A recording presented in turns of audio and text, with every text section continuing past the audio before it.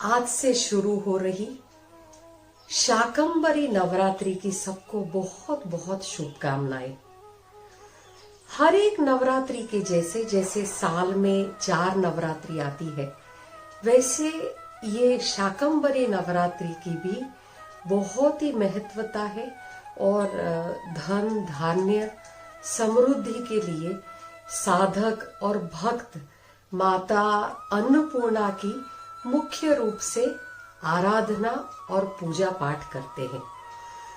जैसे हर एक नवरात्रि प्रतिपदा से शुरू होती है और नवमी तक चलती है, वैसे शाकंभरी नवरात्रि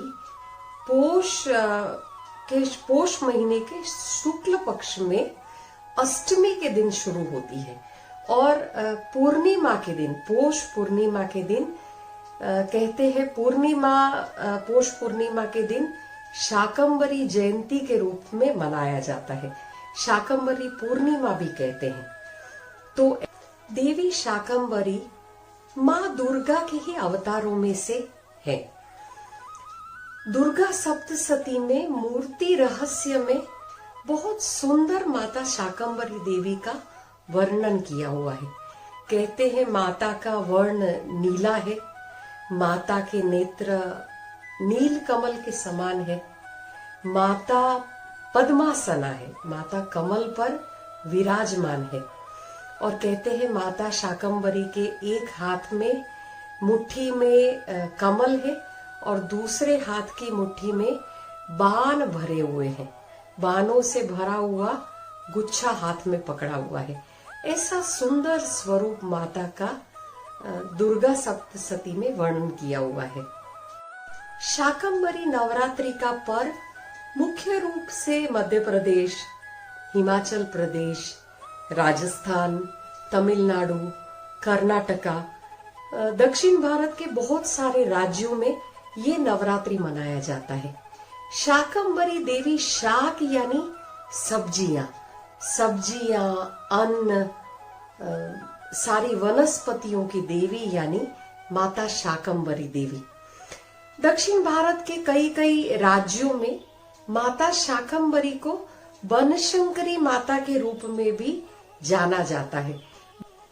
तंत्र मंत्र के जानकारों के लिए यह नवरात्रि बहुत ही उपयुक्त मानी जाती है।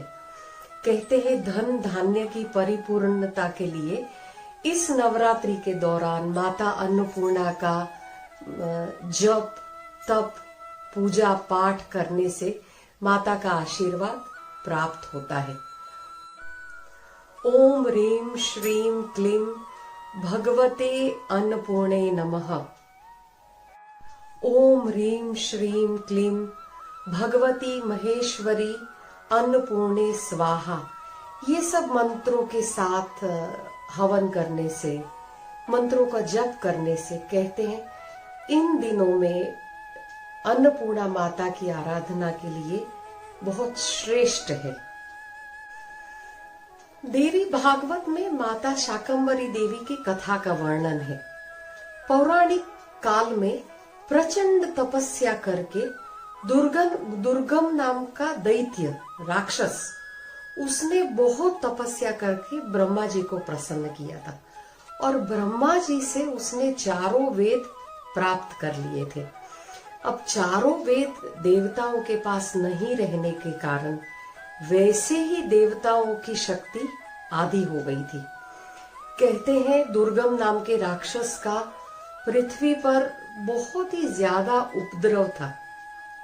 उसने सारे ऋषि मुनि सबको बहुत परेशान करके रखा था। वेद दुर्गम नाम के राक्षस के पास होने के कारण पृथ्वी पर ऋषि मुनि सब वेदों का ज्ञान भूल गए थे। वेदों का ज्ञान भूलने के कारण मंत्र जप तप ऑलमोस्ट बंद हो गए थे, जिसके कारण पृथ्वी पर वर्षा नहीं हो रही थी। कहते हैं करीब 100 सालों तक पृथ्वी पर बरसात नहीं होने के कारण पृथ्वी पर अकाल पड़ा था, सूखा पड़ा था।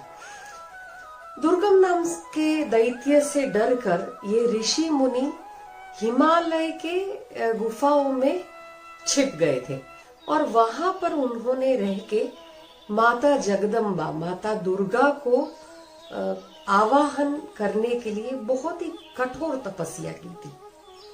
दुर्गम राक्षस ने जैसे ब्रह्मा जी से वरदान में वेदों को ले लिया था, वैसे ही दूसरा वरदान उसने मांगा था कि देवताओं को समर्पित होने वाले पूजा अर्चना सारा उसको समर्पित हो। एक और ऋषि मुनि सारा वेदों का ज्ञान भूल गए थे और दूसरी और जो पूजा पाठ चल रहा था वो सारा दैत्य यानी दुर्गम को समर्पित हो रहा था। पृथ्वी पर अकाल की कोई सीमा नहीं थी। जीव जंतु मनुष्य ऋषि मुनि सब त्राही माम हो चुके थे और उन्होंने माँ जगदम्बा को पुकार किया। कहते हैं माँ दुर्गा ने पृथ्वी पर माता पार्वती ने बहुत करुणाजनक नेत्रों से देखा। कहते हैं जब माता प्रकट हुई तब उनके 100 नेत्र थे, इसीलिए माता को शताक्षी भी कहा जाता है। कहते हैं माता की आंखों में से वो सारी 100 आंखों में से अश्रु की धारा 9 दिन तक बह रही थी और इसी के कारण पूरी पृथ्वी नदियों से भर गई थी। तभी माता शाकंभरी प्रकट हुई और माता अपने साथ फल फूल औषधियां अन्न सारे जड़ी बूटियां ये सब लेकर माता शाकंभरी प्रकट हुई। इसी के कारण उनके ये अवतार को माता शाकंभरी के रूप में पूजा जाता है। माता की करुणा अपरंपार है। कहते हैं देवी ने दुर्गम राक्षस का वध के लिए और 10 शक्तियों को प्रकट किया। जो 10 शक्तियों ने माता को दुर्गम के सामने युद्ध में सहायता की। तत्पश्चात दुर्गम राक्षस का वध किया और इसीलिए कहते हैं माता का नाम दुर्गा भी एक नाम है। उसके बाद माता ने ऋषि मुनियों को वेदों का ज्ञान लौटाया, चारों वेद देवताओं को वापस दिए और पृथ्वी हरी भरी हो गई, खेत खलियान हरे भरे हो गए माता शाकंभरी की कृपा से। भारत में माता शाकंभरी देवी के 3 प्रमुख शक्तिपीठ है, जिसमें से 2 राजस्थान में। सबसे बड़ा शक्तिपीठ राजस्थान के सीकर जिले में सकराई माता जी के नाम से विश्व विख्यात है। दूसरा शक्तिपीठ सांबर जिले में शाकंभरी माता जी के नाम से है और तीसरा शक्तिपीठ उत्तर प्रदेश में सहारनपुर के पास शाकंभरी माता जी के नाम से प्रसिद्ध है। ऐसे ही आज से जो शाकंभरी नवरात्रि शुरू हुई है, इसका लास्ट डे पौष पूर्णिमा। गुजरात में इसको माता जगदम्बा, माता अम्बा का प्रागट्योत्सव के रूप में भी मनाया जाता है और बहुत धामधूम से पौष पूर्णिमा का सेलिब्रेशन और उत्सव होता है। इस दिन पौष पूर्णिमा के दिन सूर्य देव को सुबह अर्घ डालने का भी बहुत ही महात्म है। तो आप सबको ये नवरात्रि की बहुत बहुत शुभकामनाएं। यह नवरात्रि सबको बहुत आशीर्वाद से धन धान्य से परिपूर्ण करे, इसी शुभकामनाओं के साथ